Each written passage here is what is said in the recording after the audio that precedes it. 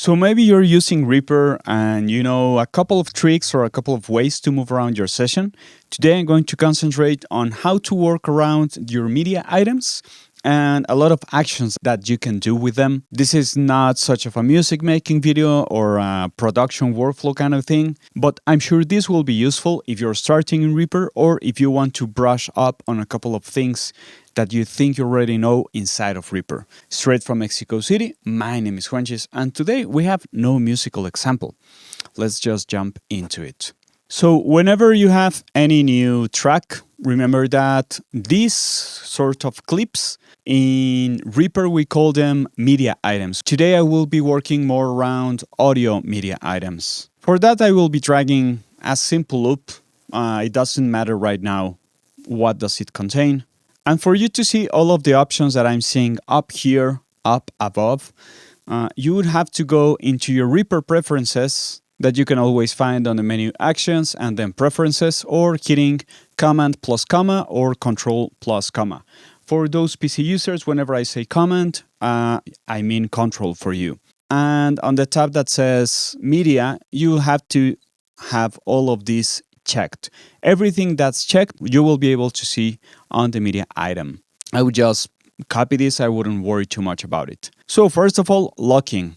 Locking is really useful, especially when you're dealing with bigger sessions, because one thing that might happen is that maybe you have several of these across your session and you're moving stuff and you're handling stuff, and maybe you edited something like this and you did some sort of crossfading and you did whatever kind of actions to this one, right?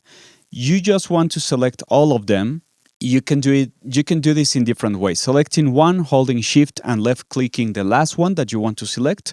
This also applies if you're going down and across, so it will select all of them. Or for something like this, that's just a selection. And then you can just set up a shortcut for lock. Item properties toggle lock. So you can just set up a shortcut for that if you feel like that's faster for you. Or you can just hit this small lock up top. And you can see that also the media item reflects that action by darkening a little bit that item. Then we have the mute that I have set up on my action list also as toggle item tracks mute depending on focus. Like you can just mute media items, that works great.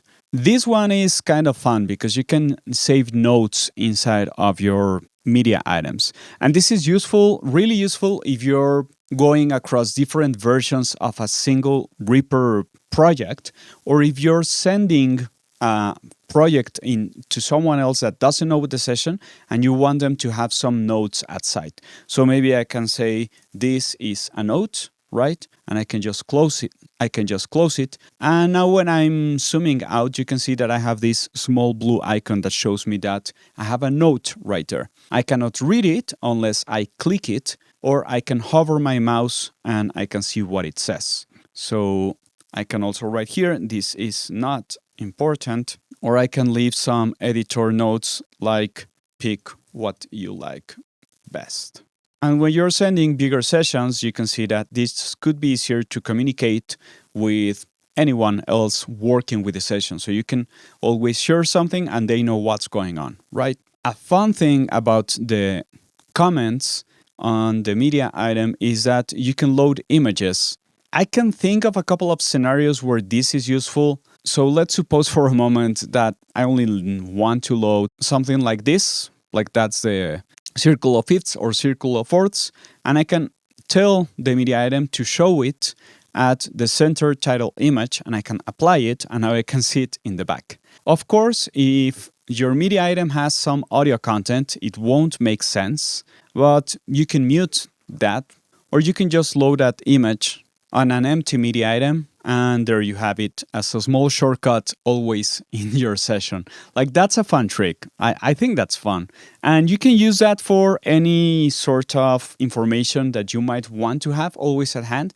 Instead of going out into your browser file system and look for something, you can just save some sort of track template where you have these and other important images.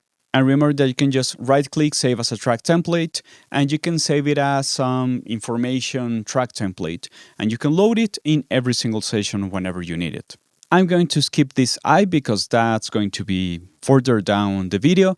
Then you have the FX bay for media items. Remember that in Reaper, we are not only able to process with effects, thinking of our signal flow from media item into the effects right here.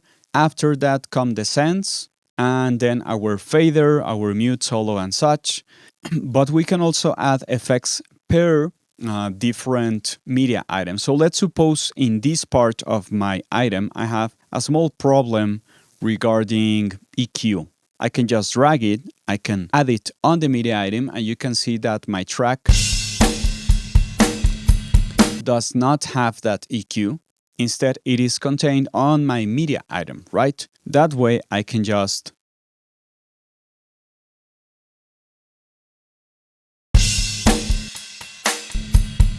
and you can do all sorts of tricks with this because crossfading into that effect could work as some sort of dry-wet knob. But also, if you're adding effects right here, you can render that processing as a new take. You can always use some action as render items to new take, preserve source type, or anything of the options that you can find in the action list. And I can just run this one. And now I have those two options. You can toggle between them as usual using T by default, and you can just delete the previous one and stay with the new one. And now I only have this version of my media item that again I can use as a crossfade or whatever it may be. Let's suppose for a moment that you have all of this set up and you applied some effects and you're editing in some way. And one of the things that I really want you to start doing is commit to the ideas that you have. Honestly, like that's the best thing that you can start working on. Someone in the comments mentioned a few videos ago or many videos ago a shortcut that I didn't know, that's holding shift and double clicking twice will make a time selection of the length of the media item. This won't work if you have something like this because it's an edit of 3 media items. For this, you will have to select all 3 of them, and I'm using the action set time selection to items, and I have it on L, Command L, and this just sets up this. After that, I would use some sort of action like glue items within time selection. Remember that rendering inside of the DAW in Reaper, we call that glue. So I can glue this, right? And now I have no new parts of media items. This is one single media item. And I know that because this name doesn't repeat again. If I split this media item, you will see that I see the name again. That's how I know those are 2 media items. But now I can just double click it holding shift and it will time select the length of that media item. You can also access the envelopes of that media item. Kenny has plenty of videos on this. I'm just going to show it really easily. So you can access the volume, panning, muting, like any of the parameters that you see right here. And of course, if you have any plugin or effects up here, if you check the envelope menu, you will see that those are also available here. So I can bypass it or I can do whatever. You will see them as different lines across the plugin itself. And what I really like about this one is that it actually reflects instantly on the audio what you are doing. Like that's something I really like of handling the envelopes inside of the media item. It could get bulky, so whenever you're done doing all of this handling, I would just glue it and save it as one single media item, as I already stated, because this probably is kind of busy on the eyes. This one on the right, because it's already glued together, probably isn't. So just commit, like make decisions, like that's really important. One other thing that you can do, and let's go into the properties, is that on audio media items, if you double click it, you will access this media item properties section. This one is extremely useful because you can access a lot of other things, but I'm going to stick to the things that are most useful for most users. One of them is doing fade-ins and fade-outs. Many times when we are doing audio editing of some sort, you might just want to double click the track itself and select all of the media items contained in one single track. And you will see that all of these parameters, or many of these parameters, are blank. And this means that not all of them contain the same information. So maybe I want to add some sort of fading for all of them of 150 milliseconds. And I want it to be like this and with this shape. I'm going to make it longer. It's easier to see from afar. And if you're changing from one block to another, you can just hit tab on your keyboard and it will jump from one block to another. I will hit apply. And as you can see, it's already making all of those fades with those shapes for me.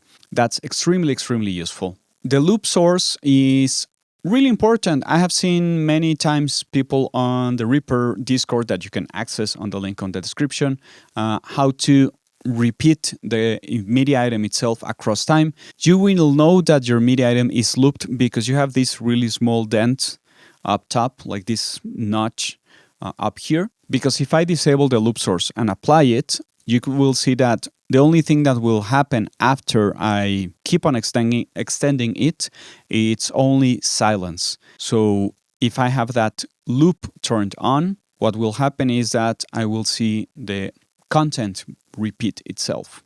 Mute lock, these are all available up top. So next we have the item Timebase. What this does is, if you ever need to change the tempo of your project, you won't have to deal with as much, or you will have to deal with less problems depending on how you need it. So I want you to see what will happen when I change the tempo of my project that's right now at one thing, and I'm just going to move it to another one. It's 100, and let's move it to 80. You will see that some keep their position regarding the grid. This one didn't preserve its position regarding the grid. And let's zoom in and let's bring them a little bit closer so you get more detailed info. So I'm going to change it again to maybe 200. And as you can see, all of them changed in one way or another. Let's halve it to 50.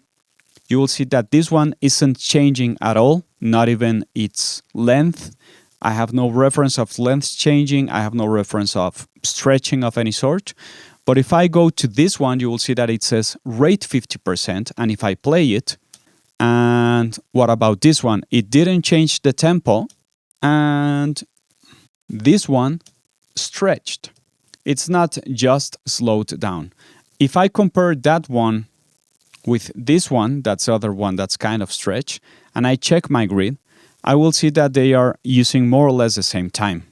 Double clicking and checking my media item properties, you will see that the first one is item time based. The second one is it will change the position, the length, and the rate. So any modification of the tempo of the project or the rate that's up top here would change how that one is behaving. This one is changing its position, its length, and the rate that this one is playing itself, not the actual project rate. This one is based on bits, but it's only relating to the position. It's not handling the content in any way. And this last one will auto stretch at tempo changes. So whenever I change the tempo, it will try to fit the new tempo. Honestly, the only two that I actually use is by default on my project settings. I have my time base for items on time, so they never move around in strange ways. Or you could also use bits position only. Let's delete those two and let's preserve these ones. And now I have bits only and time only. Time, remember that up here we have the bigger ruler. I can see my bars and I can see my time. So here I can see that I'm in 19 seconds and here I am in 38 seconds, but I'm in bar 4 and bar 0. If I change the tempo of these to 300, you will see that this one is preserving not the bar where it was, but it's preserving the time because it's 19, second 19. So it's preserving the time. This one, in exchange, is preserving its position inside of the bits.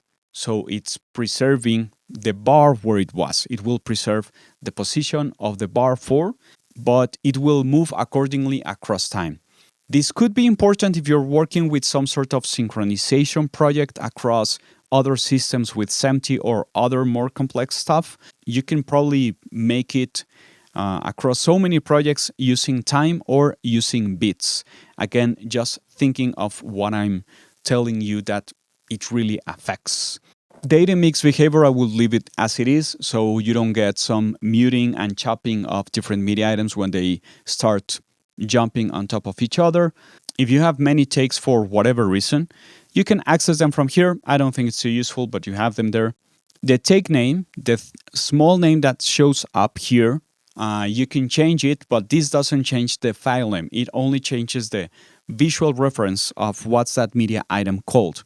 And many people will try to use this for maybe something like a good take, and you're trying to set up some visual references and text of what you're actually doing within your session and which media items you like best or which media items you like least.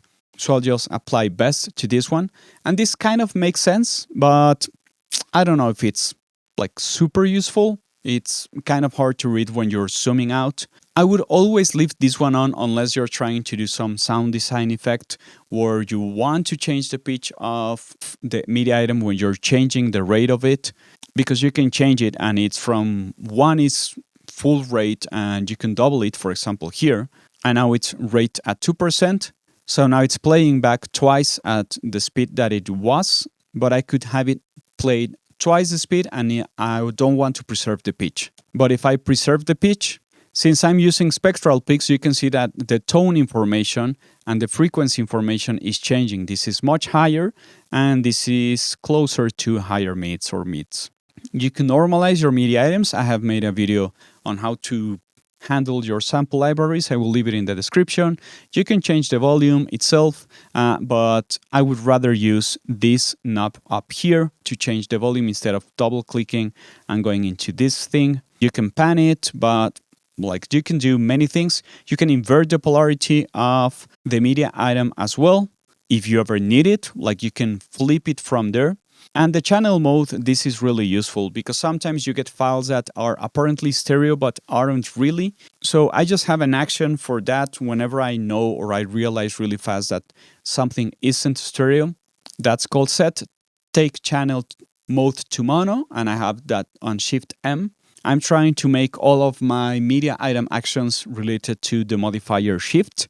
So that's why it's on Shift M. And now I have it as a mono down mixed version of it. And you have different ways of down mixing it. And for those sample based producers, this is really useful. Maybe you have a full production where you have tons of kicks across all of your project and you don't want to change one by one and you want to try another sample.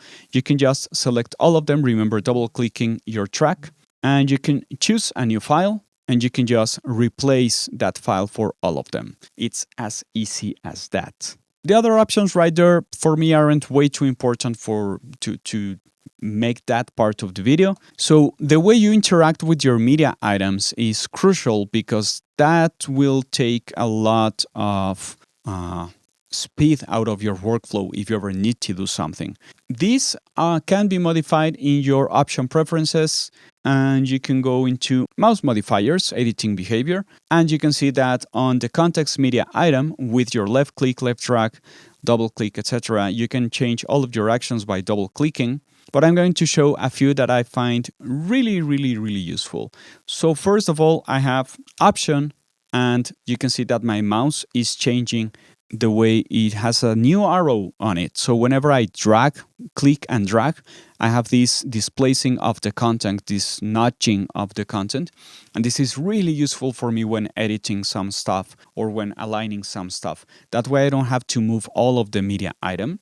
I can have my media items locked. That way I cannot move them from left to right.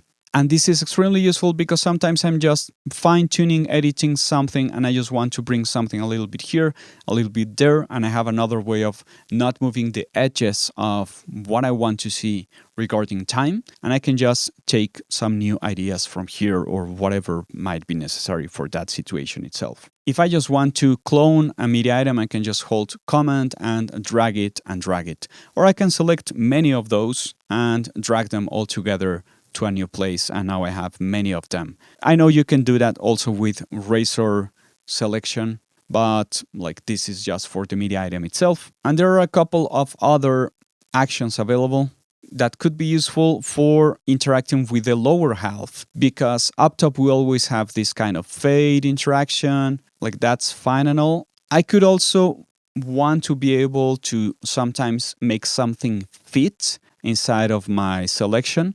So what I would do is, if I have this size of a loop and I want it to make shorter, I can just hold Option from the edge of my media item and drag it, and now you will see that it changed the rate of the media item, as I explained previously, and now it fits. But I can drag it or make it shorter by just pulling it or dragging it from the edge. And I can interact with the bottom half of my media item to do different things. For example, holding Option and left clicking, and that just deletes it. If I have a bigger session where I'm just trying to delete many items that are muted, let's suppose for a moment that only those are muted, so I could just from afar do this and start deleting them by just left clicking all of them. If that feels too slow, you can just remove muted items. You can look this one in the action list, and this cleans up all of your session from all of the muted tracks. That also works really well. But again, I will just show it on my screen so you can take a screenshot of it. That way I don't have to talk you over every single one of my options. So on my left click, I usually handle most of my item selection. I can add stretch markers to my media items. That's really useful. I have a whole video on editing, and I can just start nudging stuff wherever I need. If I use the left track, I can just adjust the pitch. As you can see that a small tuning icon appears, and it will show again and reflect those changes as pitch, telling me I'm moving it up or down. You can copy the item, pulling media item source data. I'm going to make the media items video, but that's only to keep them related. I will talk about that on that one. And on the double click, set time selection, set loop points, show take list, show take comps list, etc., etc. And on the bottom half, that's right here, double click, I have nothing, but on the left click, I have the delete selected media item. The interesting thing about this is that you can find a lot of actions available up here. And in any case, if you want something else, there are some places where the mouse behavior will let you select any other action that is available for maybe a media item or any other thing. So I could also have some solo selected track, like toggle solo for selected tracks, and I want to select this one. And now that's on control. And whenever I'm handling my media items, if I want to select my track and solo it, I can just control click and it solos that one. That's useful. Like, figure out, again, like try to take notes of what you're trying to do and try to figure out what new actions, like decide one day that you will stay, like, I don't know, like 1 hour or maybe 2 hours trying to figure out what kind of workflows are you doing a lot and how can you improve them. Honestly, this is the best inversion that you can do. I call this offline studio work in some way, and I think it makes sense. And last but not least, again, on the mouse modifiers, you can also change how you relate to the media item edge, to the media item, crossfade, stretch markers, take markers, etc., etc. On the item edge is the stretch item that I have up here that I can opt to follow the snap because I have my snap on most of the time, or I can ignore the snap so I don't go into the grid or into the next media item, whatever you need. The two final tips that I want to give you on this video are one thing that I think is a little bit better than using these comments for leaving notes. There's an action that's called adjust take marker at play position or edit cursor. And I have that at any given key in my keyboard. And whenever I just move my mouse and hit that action, it's going to say edit take marker. And I'm going to say take this note. And I can change the length of it. And as you can see, it's already writing something here in the back. And I can change the length to be 4. And you can see that it's going to mark something that's related to my bars. It's measured in bars. So take advantage of this. So maybe you want these 4 bars to not groovy. And whenever I go into those 4 bars, I can see that note that says not groovy. The issue here is that the font is dark, is really, really dark. That would be my only actual complaint. And you will have to change the color of your note every single time. And this could take some time. It really depends on what kind of colors are you using. In any case, whatever palette or color scheme are you using, I would suggest that you could go into the Show Theme Tweaker configuration window. And up here, you can look in the filter for the Take Marker. And you will see that I have these 2 new options available up here. So whenever I'm not selecting that media item, I'm going to have this first color at sight. So if I'm not looking at it and I want it to be visible, because maybe I'm using a darker scheme of colors, for example, let's suppose something like this. This will certainly pop up really fast, no matter the amount of zoom that my session has, right? Because that's yellowy enough, like that works. So if I write down here test and I'm far enough, I can see both of those. And maybe when I have that item selected, I want it to be like this bluish, easy to read. Maybe that's not so easy to read, but you get the point. Like something that's contrasting enough, because like this simply works. Like you have to think about stuff like this in your workflow. Just go into the theme development tweaker, change these 2 and just stick to that. And the last one is something that honestly I'm not using too much, but some people might find it useful, is to rank up or rank down takes. Sometimes when you're trying to make a comping of any sort, you might want to have some sort of system that goes from 1 to 3, keep it simple, and use this up rank or down rank. And it will set up a couple of smiley faces that could be useful, probably to select between those that you actually like. You don't need to keep those that you don't feel really convinced that will work. This is kind of useful. If you like it, use it. I don't use it as much, but it's there, and I want you to know Reaper stuff so you can get better at Reaper. Okay, that's only for the audio media item handling. I will be talking on the MIDI media item handling next week, and I will finally dive in a little bit deeper into the MIDI customization that I have been trying to make inside of Reaper that's been making me crazy for months now. So if you like this kind of videos, be sure to comment, like, subscribe, and hit the notification bell so you can watch every single video whenever I release them. I try to make them weekly. Sometimes I don't have enough time, but straight from Mexico City, my name is Juanchis, and thanks for listening.